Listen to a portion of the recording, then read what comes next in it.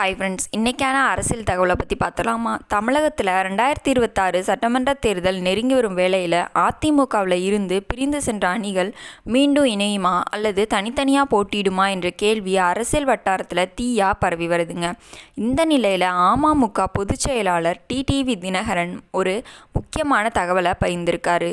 ஓ பன்னீர்செல்வம் மற்றும் சசிகலா ஆகிய இருவருமே தங்களது தனிப்பட்ட பாதையில் செல்ல மாட்டாங்க அப்படின்னும், அவங்க அதிமுகவின் நலனுக்காகவும் வரவிருக்கும் தேர்தலில் அதிமுக பாஜக தலைமையிலான கூட்டணி வெற்றி பெறுவதற்காகவும் முழு ஆதரவு அளிப்பாங்க அப்படின்னும் அவர் உறுதியாக சொல்லியிருக்காரு.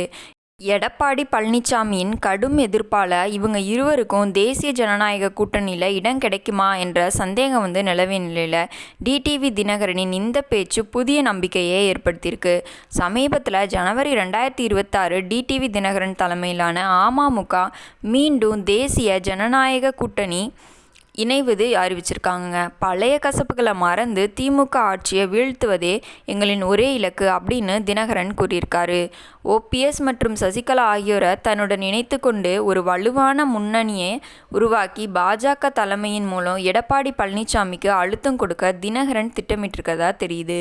குறிப்பாக விட்டு கொடுப்பவர்கள் கெட்டுப்போவதில்லை என்ற அவர் கூறியிருப்பது ஓபிஎஸ் மற்றும் சசிகலா ஆகியோரை மீண்டும் பிரதான நீரோட்ட அரசியலுக்குள்ள கொண்டு வர முயற்சியாகவே பார்க்கப்படுது.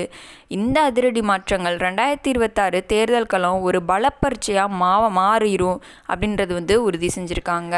இந்த வீடியோவை பற்றி நீங்கள் என்ன நினைக்கிறீங்க அப்படின்றத கமெண்ட் பாக்ஸில் கமெண்ட் பண்ணுங்கள். அதே மாதிரி டிடிவி தினகரன் சசிகலா மீண்டும் ஒன்றிணைவாங்களா இல்லை தனித்தனியாக தான் போட்டியிட போகிறாங்களா அப்படின்னு அதை பற்றி நீங்கள் என்ன நினைக்கிறீங்க அப்படின்றத கமெண்ட் பாக்ஸில் கமெண்ட் பண்ணுங்கள்.